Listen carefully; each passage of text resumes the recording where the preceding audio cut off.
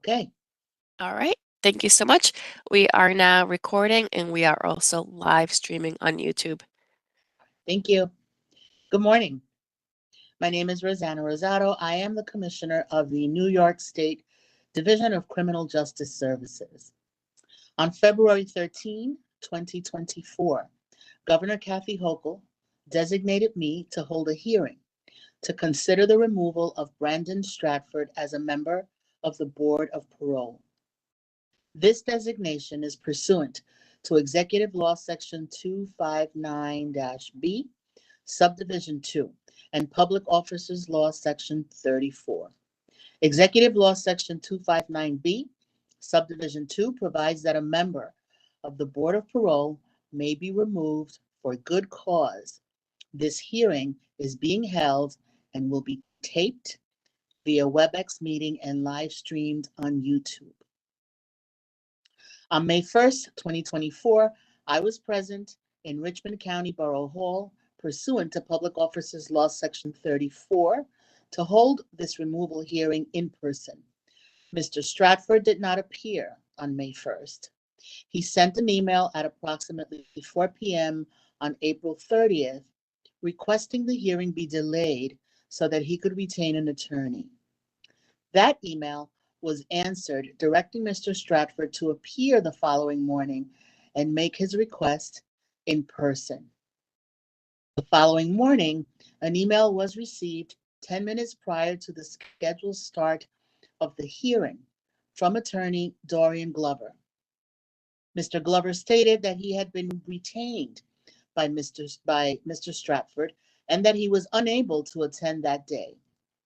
It is my understanding that in a phone conversation and subsequent emails between Mr. Glover and Colleen Glavin, a date of May 20th, 2024 was agreed upon. It was also agreed that this hearing would be conducted virtually. Ms. Glavin, have you had further communication with Mr. Glover? Yes, Commissioner. I did speak with Mr. Glover. Are you able to hear me okay? Yes. Great.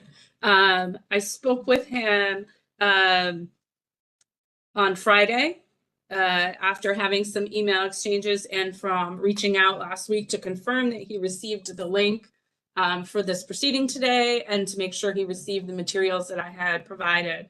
On Friday, after our conversation, he sent an email in the late afternoon indicating that he had a court appearance this morning, and he sent a document which I have provided to you requesting that this matter be moved. He also stated in an email that he understood that that might not be possible and that he would request that Mr. Stratford had an opportunity for a future date for reconsideration. That document has also been, the email has been included in a packet for you. Given the nature of this hearing and that it is not a court proceeding or a matter in front of a judge at this time, I believe we should proceed with the hearing, and then if Mr. Glover would like to provide additional materials or raise additional issues, he could do so with me via mail or to you. I think the state has an interest in moving this proceeding along. We have given several chances for this hearing to proceed, and I also, given the fact that Mr. Stratford did not accept service by the process server and that he failed to sign for our certified mail when we provided him documents, and then he only acknowledged receipt of our notices at the very last minute, the 11th hour. I think that there shows an indication to prolong this hearing as long as possible, and that it's in everyone's interest for us to move forward today. Okay. So given that this is not a civil or criminal legal proceeding that is governed by the civil practice law and rules or the criminal procedure law, the ongoing negative impact on the Board of Parole and the fact that Mr. Stratford continues to receive compensation from the state without performing the duties of a commissioner of the Board of Parole, this hearing will proceed today. Please be advised that this is not a formal court proceeding and the legal rules of evidence do not apply. However, matters presented to me should be relevant to the issue at hand. If a party objects to the submission of a document or testimony, I will make the final determination. At the conclusion of hearing and after a review of the evidence presented, I will provide the governor with a written recommendation on whether or not there is good cause to remove Brandon Stratford from his position as a commissioner of the Board of Parole. This hearing is scheduled to begin at 10 a.m. It is now 10:22. At this time, Mr. Stratford is not present. Ms. Glavin, you may proceed. Thank you, Commissioner. I just want to confirm with Elizabeth that Mr. Stratford or his attorney are not waiting in the waiting room, so to No. speak. I see no one trying to get into the WebEx, Commissioner and Colleen. Thank you so much. All right.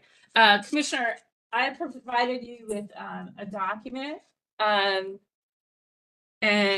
it contains what I have titled 6 exhibits, and I just wanted to go through those briefly as we provide those for your consideration in this matter. The first document, or the first exhibit, Exhibit 1, is related to Mr. Stratford's appointment and confirmation. It's copies of official documents from the executive chamber in the New York State Senate saying that they confirmed his appointment that was made by the governor, and that was on June 8th, 2023. The second exhibit is a public officer oath and affirmation signed by Mr. Stratford on June 15th, 2023, acknowledging his appointment to the Board of Parole as a commissioner. The third document is a memorandum from the chair of the Board of Parole, Daryl Towns, to Mr. Stratford regarding his work performance. This also includes a handwritten response from Mr. Stratford, and that's acknowledged on October 30th, 2023. The fourth document is a timeline, also on the letterhead of Daryl Towns, chair of the Board of Parole, and it contains a 4-page timeline detailing the concerns and actions of Mr. Stratford related to his professionalism and work performance. The fifth document in the packet is an affidavit by former Parole Commissioner Demosthenes related to an incident and an overall impression of the performance of Mr. Stratford. The final document in that packet, Exhibit 6, is a letter, the February letter from Governor Hochul directing you to conduct an investigation and hearing into whether good cause exists to warrant the removal of Parole Board Commissioner Brandon Stratford. It also includes a letter from you to Mr. Stratford indicating that you have been so designated, and then the notice of removal hearing that was served upon or attempted to be served upon Mr. Stratford, and an affidavit from the process server indicating that they had also placed the notice in the mail. The final document in that exhibit is an email response from Mr. Stratford indicating that he received the notice but was unable to open it because he was in the hospital. So I would like to present those matters for your consideration. Additionally, the second packet provides emails from Mr. Glover, the attorney for Mr. Stratford, indicating that he had another appearance today and that he would like an opportunity to be heard. It also includes an email indicating that he consented to hold this hearing virtually, given that the time and energy that was expended to go to the Borough Hall in Staten Island and Richmond County. So I would present all of those documents for your consideration. They've been provided to you about 15 minutes before the hearing started today. At this point, I would like to offer some testimony from Chair Towns of the Board of Parole. I believe we have him. Yes, Colleen. Mr. Towns?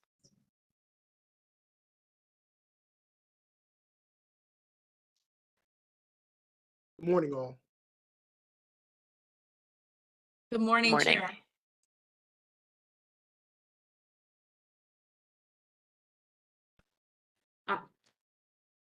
Chairman Towns, can you please introduce yourself? Yes, I'm Chairman Darrell Towns, Chairman of the New York State Parole Board. All right. And how long have you been the chair of the parole board? I've been chair for a year and a half. And oh, we just lost your audio. Or maybe you're just on delay. I believe there's a delay, Colleen. Okay.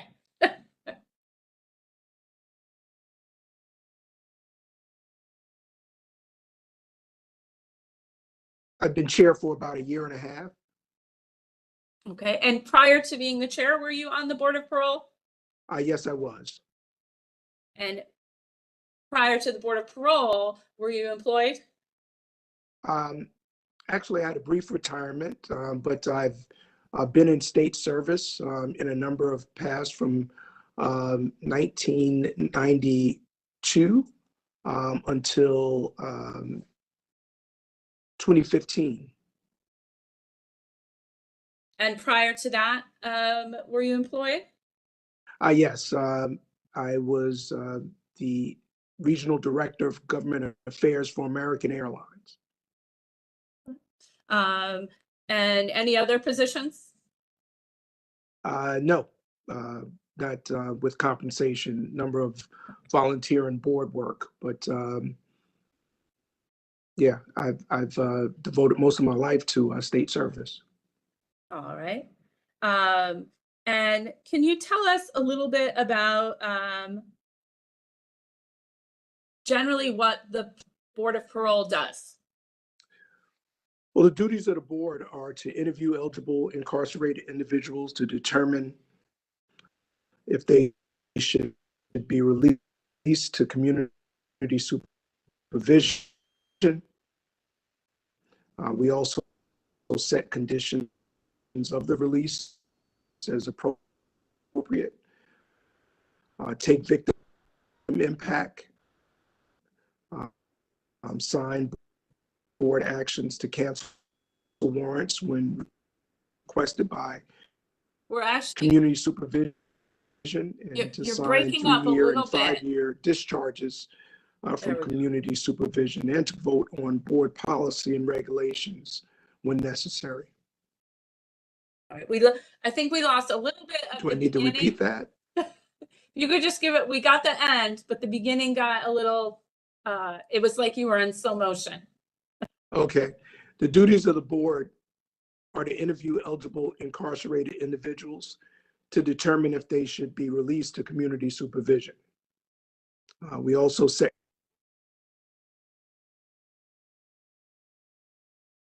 impacts. We also sign board actions to cancel warrants when requested by community supervision, and sign 3- and 5-year discharges from community supervision.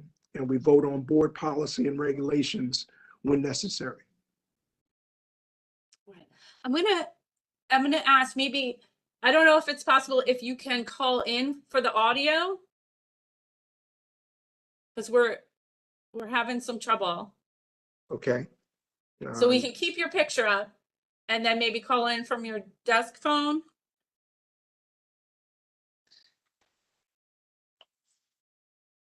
One second. Sorry about this.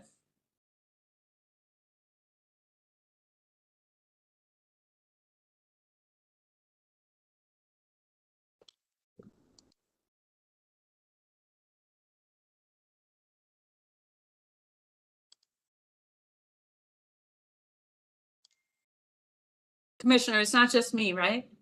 No, Colleen, yes. Okay. First, there was delay with the audio versus the video, but then keeps going in and out.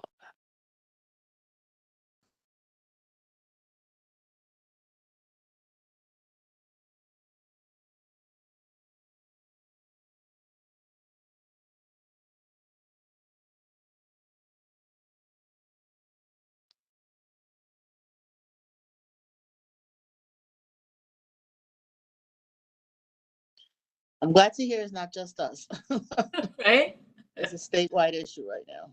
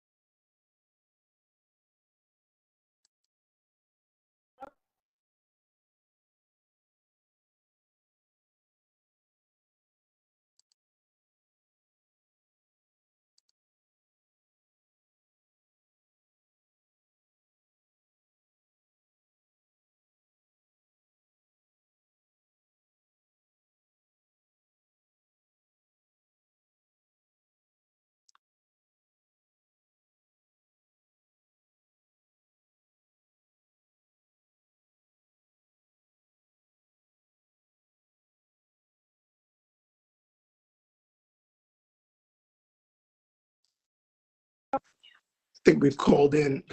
I think we need to be unmuted.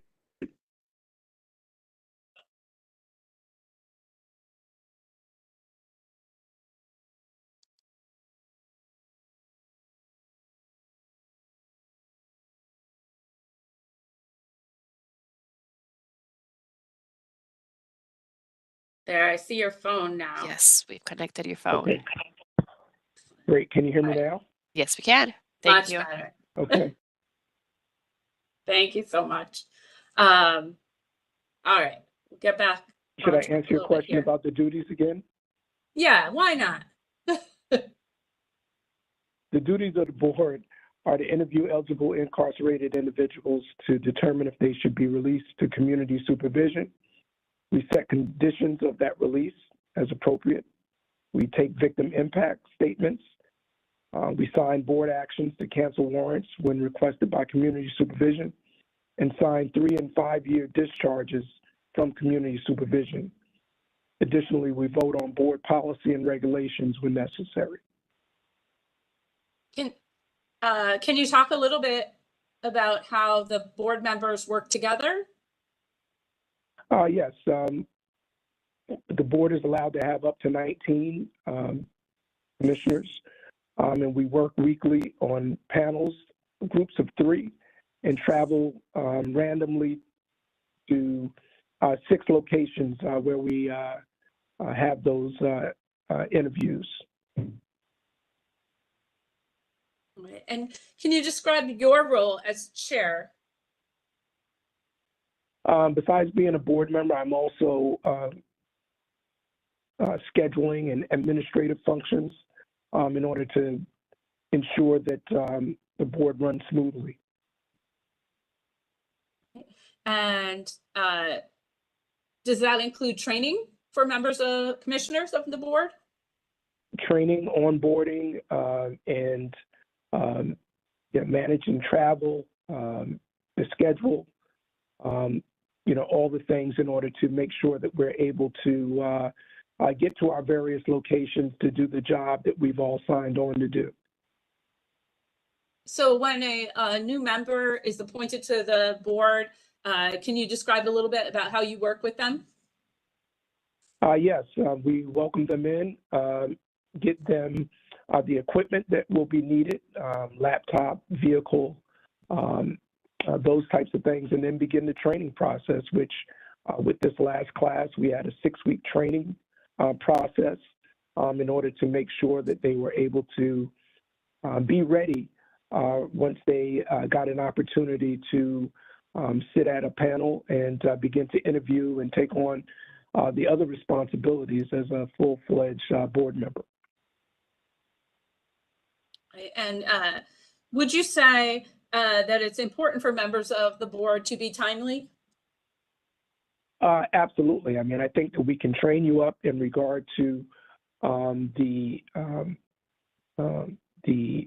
way in which we conduct panel interviews, but the one thing that you have to come to the table understanding professionalism, and you can't do any of the work that we do if you're not present and timely.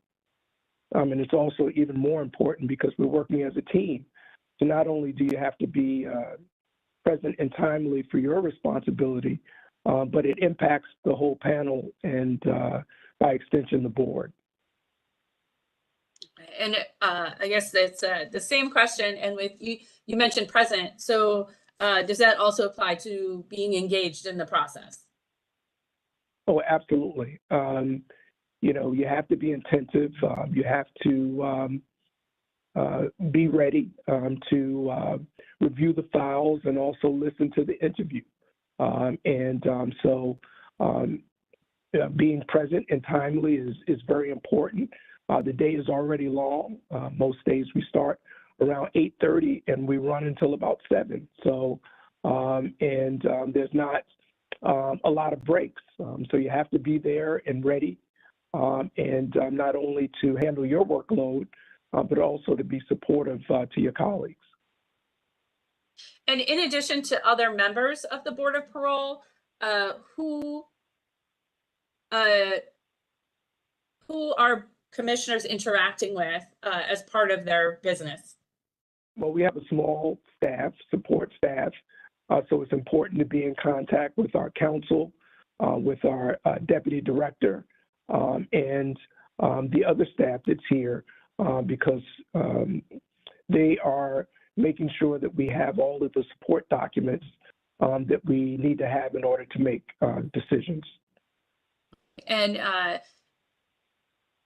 how about outside of the board staff? Are there outside agencies and entities or members of the public that are dealt with?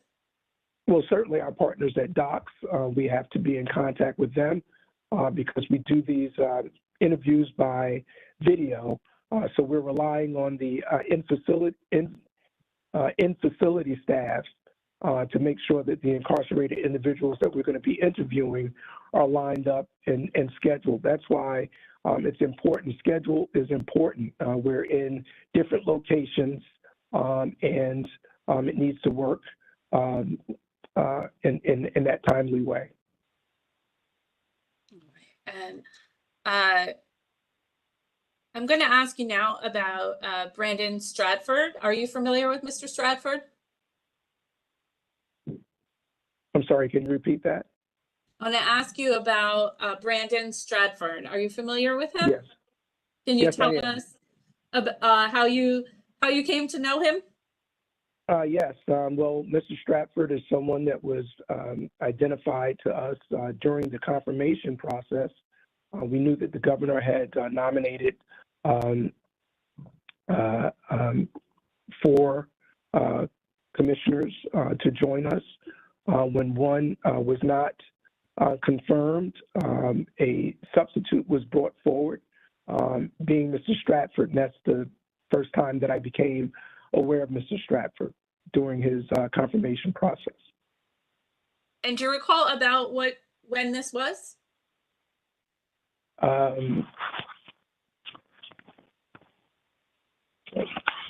End of May. It's okay if you don't know the exact date, but generally the time June of year. 8th. Okay. June 8th. Yes. All right. And did you speak with him at that time?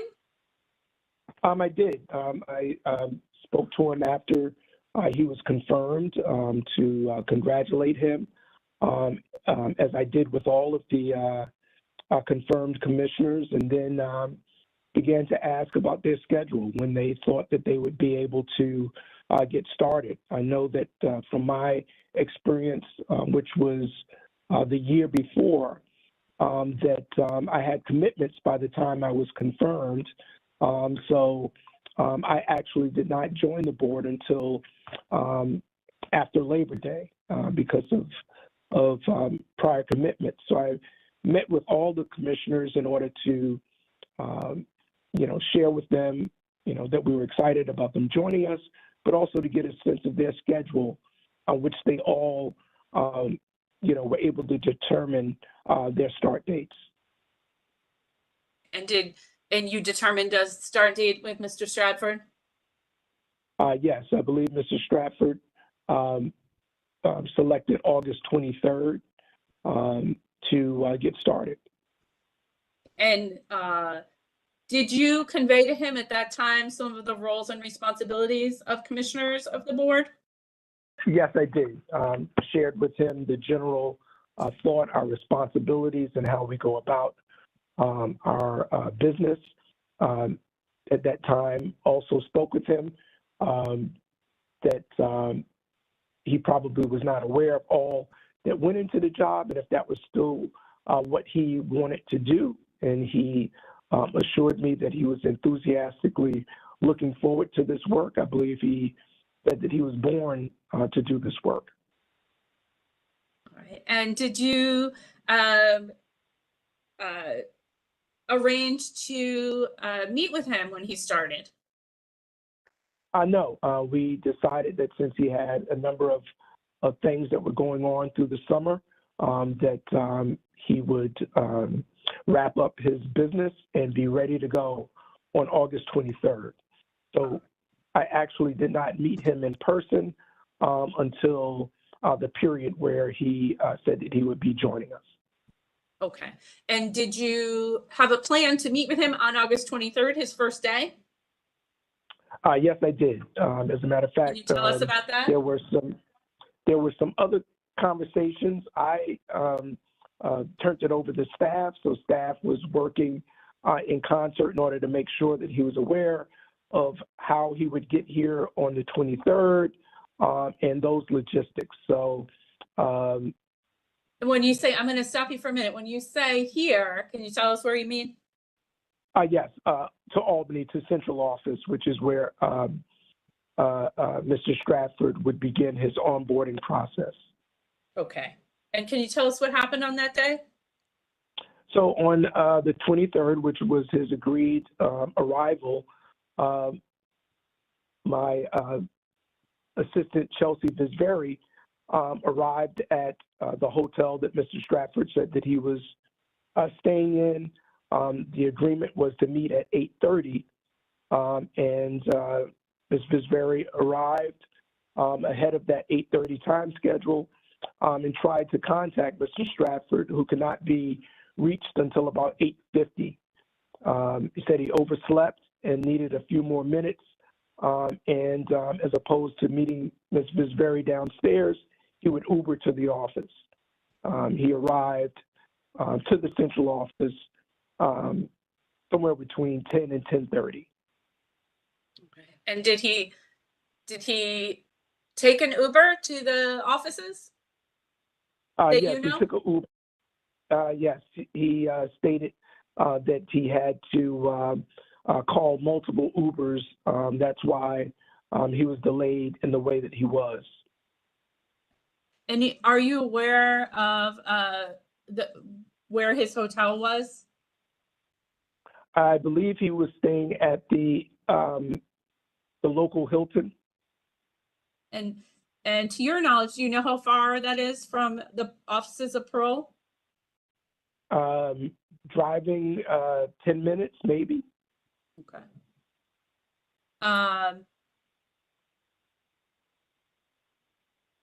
Did you end up ever meeting with him on the 23rd of August?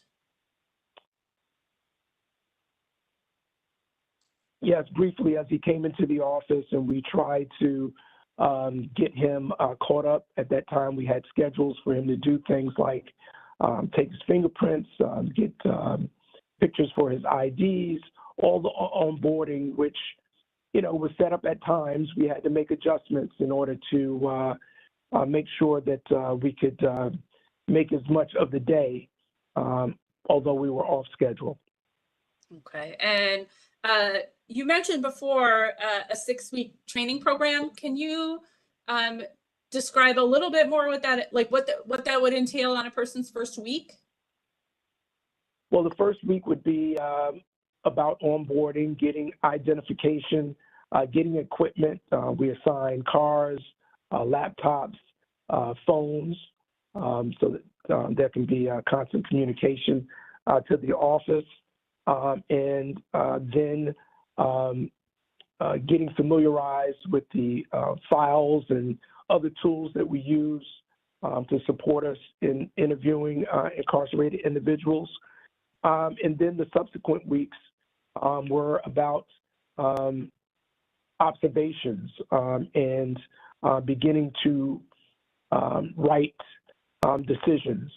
So it was a process in order to observe and also take the opportunities in order to put your skills to use and have them looked over by counsel and other staff in order to make sure that you are meeting the standards that we have to follow. Okay, and when you said observations, can you just describe what an observation would be for a training? Yeah, sitting into a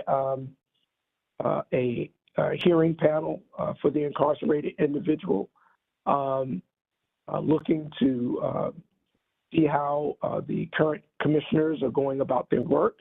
Also, opportunities in order to observe commissioners during victim impacts as well. So it's an opportunity to observe, and then during breaks, ask questions of your colleagues to get a sense on, you know, why they ask those questions, why they're doing the things that they do. And did there come a time where you tried to schedule another meeting with Mr. Stratford, just the two of you? There were several attempts at meetings in order to make sure that he was okay, that there was no other outside complications, be it health or mental health. You know, just making sure that he was okay, because there were, you know, issues with timeliness and attendance. And then even when he was present, he seemed to have issues with focus, dozing off, and those types of things. Can you describe some of the additional issues that you just referenced?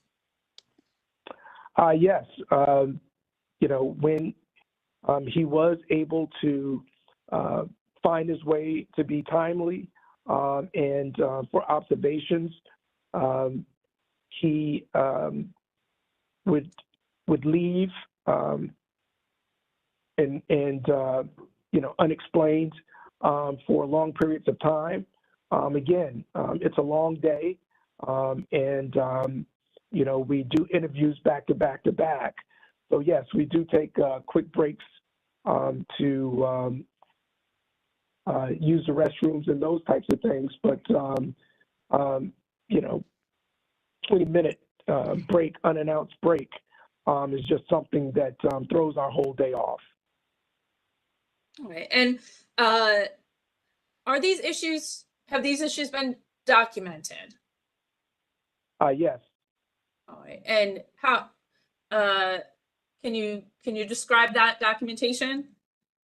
I believe if you look at your Exhibit 4, there is a timeline that we created from August 23rd, approximately until November 30th. Okay, and that Exhibit 4, that timeline, that's a document created by your office? Yes. And to your knowledge, that's an accurate representation of the some of the issues that arose with Mr. Stratford? Yes, it is. And so the Commissioner Rosado has that for her review. And I guess I would ask you if you could just describe kind of the last, did you meet with him personally to discuss his performance and professionalism? Yes, I did. Right. Yes, Can you tell us about that? We had a meeting,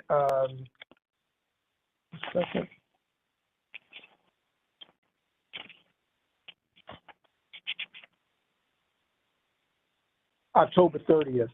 We sat down and had a long conversation in regard to his performance at that time, which was scattered with latenesses, unexplained absences, and as I said, when he would be in attendance, there were also focus issues. So we talked about it again, and at that time, I believe we both signed a letter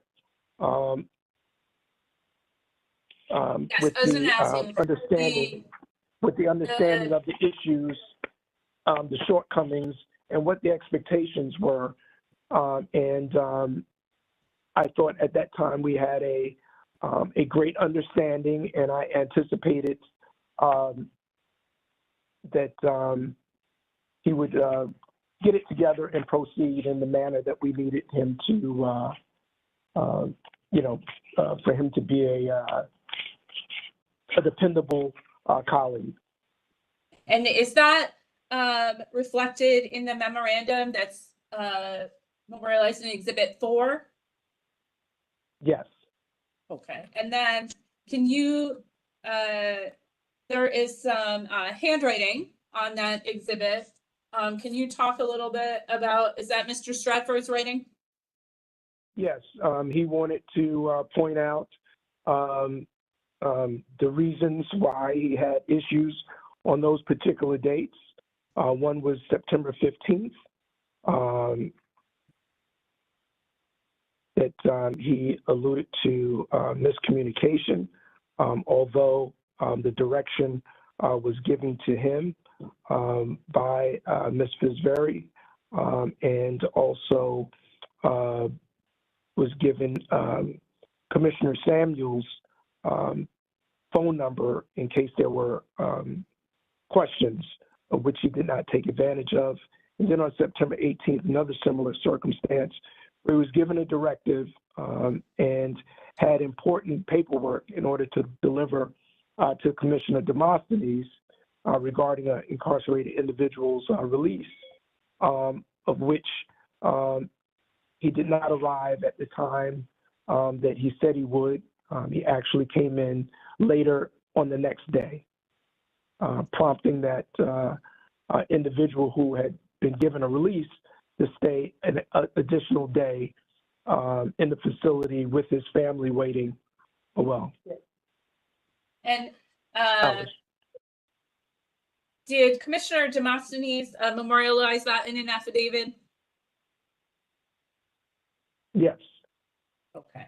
And is that I believe that's exhibit number 5. Yes. And this may seem like an obvious question, but can you describe your reaction to the conduct causing an individual and their family to have to wait for release?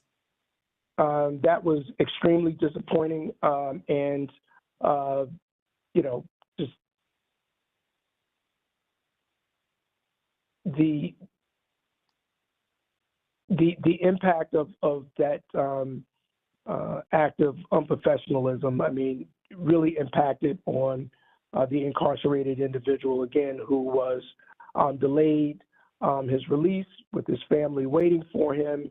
And we have to be timely in order to do this work. And that was extremely disappointing, especially when there was no contact and just him deciding that I'll just go in tomorrow. Okay. Now I wanted to direct your attention to the end of October, early November. Can you describe your interactions with Mr. Stratford during that time? During that time, I was. I guess after really the meeting is what I mean. After you provided him the memo.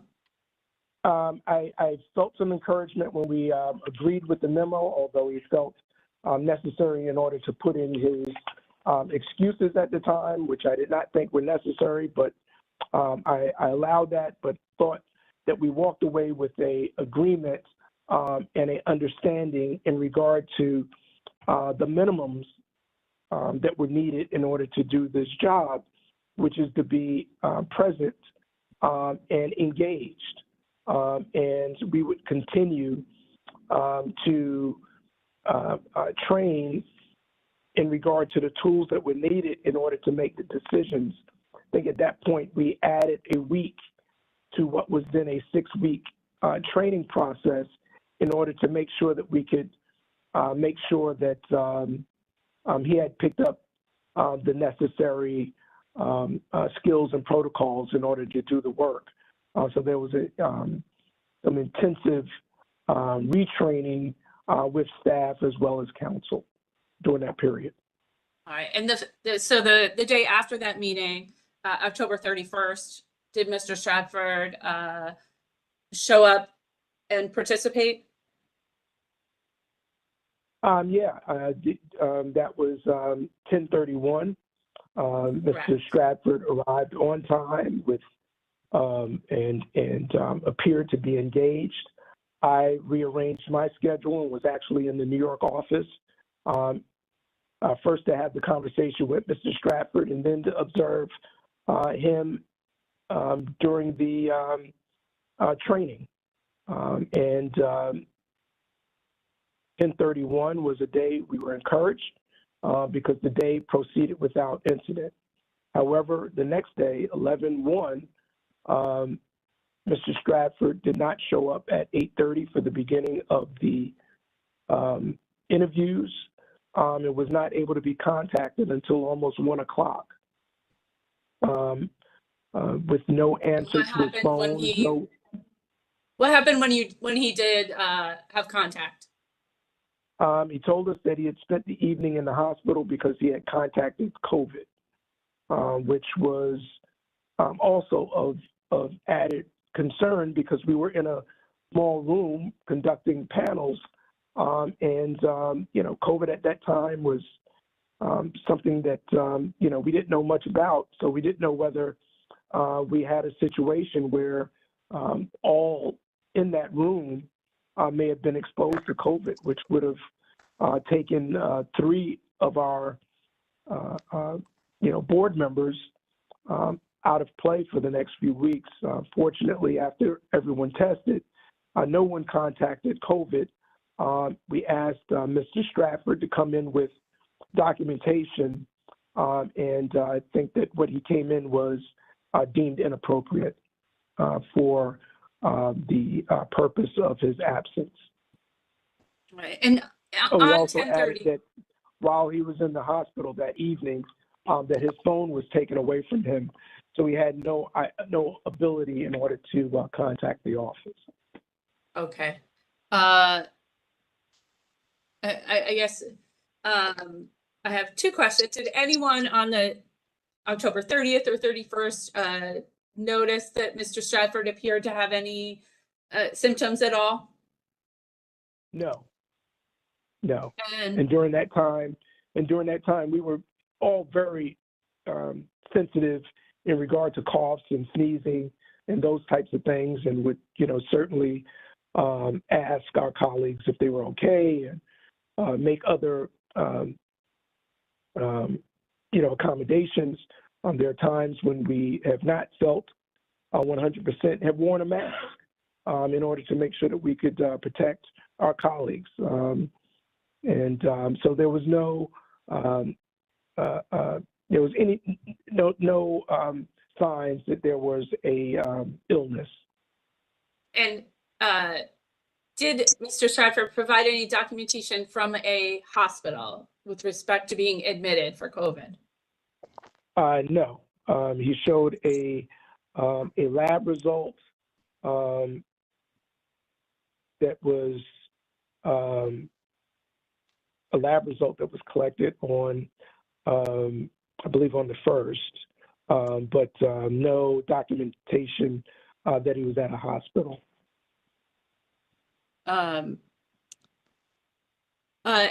After this, what, if anything, did you do?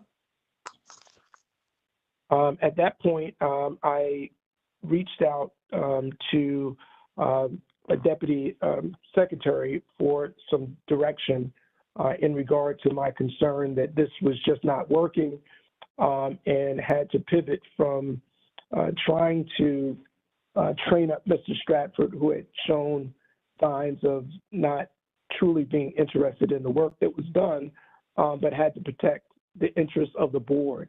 And it was during that time that I began to look at the process to see how I could protect the board and isolate Mr. Stratford. And at any time when you met with Mr. Stratford from the end of August to November, did you provide him any information about employee assistance, or give him an opportunity to indicate to you that there was any issues that made it difficult for him to perform his job? Yes. As a matter of fact, we had a conversation on November 7th where we began the process in regard to insuring our property because I was a little concerned in regard to the attentive and the dozing off. And at that time presented Mr. Stratford with the EAP brochure and spoke to him about any other issues that he might have. You know, thought that at that time he might take advantage, and he did not. Did he indicate to you at any time that there was any impediments to him performing his job effectively? No, he did not. No, he did not.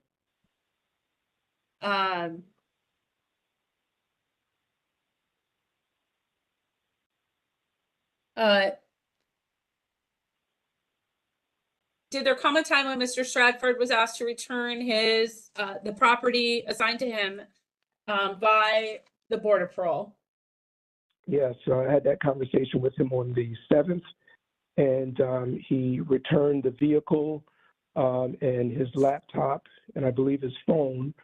He took them all to the holding garage in Manhattan. And was there other property assigned to him that he did not return?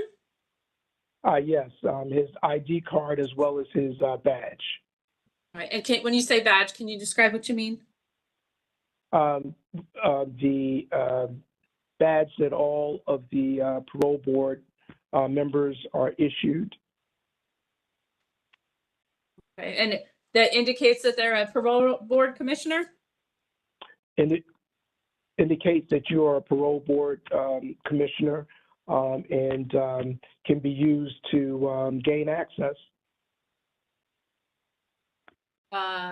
Is there any other incidents that come to mind that that you think are important for the Commissioner Rosado to hear about Mr. Stratford's performance? Yeah, I mean, my timeline basically identifies the situations that I and my senior staff had with Mr. Stratford. But one of the things that is not here is the overwhelming concerns that the other commissioners had in regard to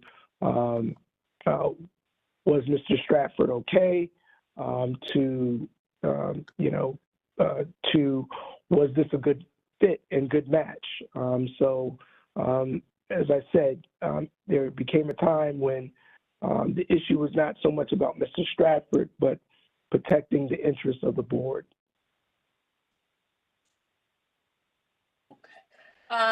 Is there anything else you would like us to know?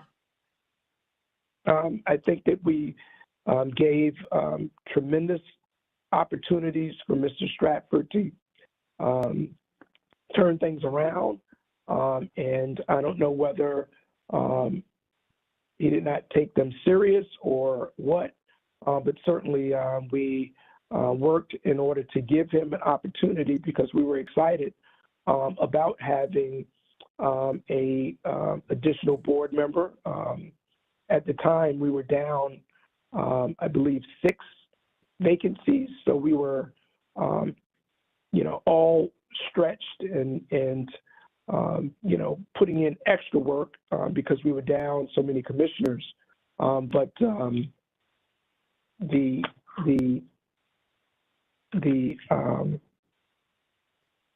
it got to a point where things just really weren't working. And you expressed these concerns to the governor's office? Yes, I did. Yes, I did. And I had mentioned EAP, just to go back to EAP, I had mentioned EAP several times before actually giving him the brochure on the 7th, because I did, not want to make assumptions in regard to, some of the behaviors that we were seeing. Again, it was a lack of focus, extreme sleepiness, and those things that sometimes can be indicative of other issues. I don't think I have any additional questions right now. Commissioner Rosado, do you have any questions? I don't. Do you have any additional testimony to consider? No, I think that I've pretty much have outlined what the issue was here. And as I said, it got to a point where I really just had to protect the integrity of the board and the board members who travel across this state in order to do work, and to leave Suffolk County to go do work in Buffalo and find that one of your colleagues is a no-show is very frustrating.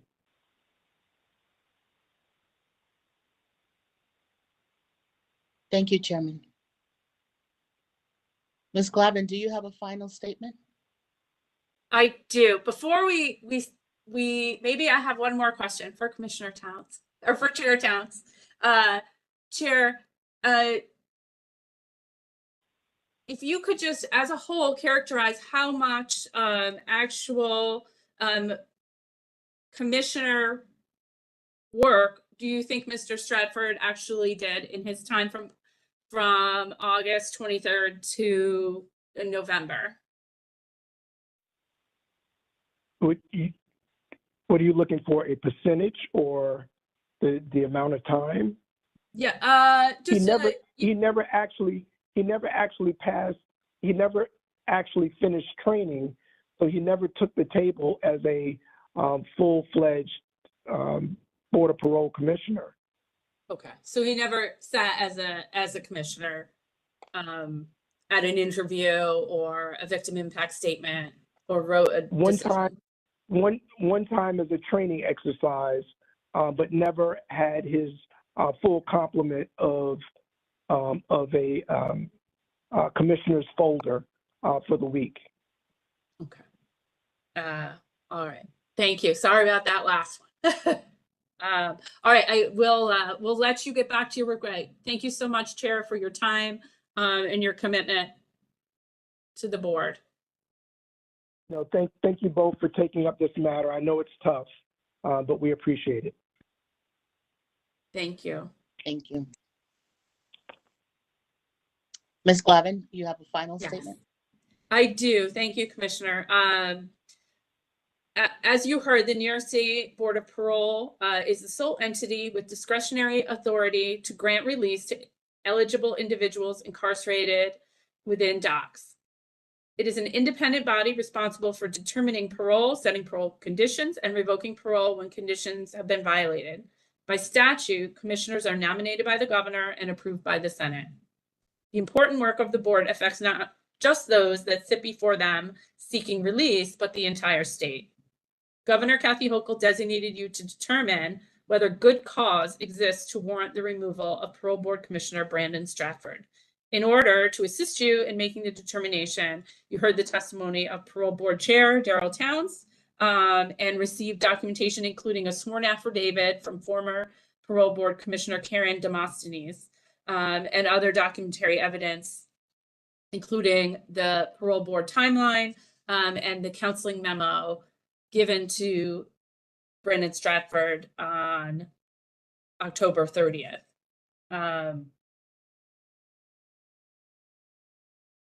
From the first day, Mr. Stratford was an hour late. And as the timeline created by parole and the testimony of Chair Towns indicates, there was a litany of late appearances and a failure to be engaged or pay attention to the training that would prepare him to do actual commissioner work. In fact, he never was perceived to be ready to provide the services of a parole board commissioner. When he did show up, the evidence indicates that he took frequent breaks and even fell asleep during some meetings. The integrity of the Board of Parole demands that the commissioners treat their appointment with professionalism and respect. In this matter, it is clear that good cause exists to remove Brandon Stratford from his position as a commissioner of the Board of Parole. Thank you. Thank you, Ms. Glavin. This hearing is complete. As I stated at the beginning of this hearing, I will carefully review the evidence presented and provide a recommendation to the governor pursuant to the applicable statutes and designation. Thank you. Thank you. We're all set, Commissioner? Yes, thank you. All right, thank you. I'll go ahead and stop the recording and the streaming.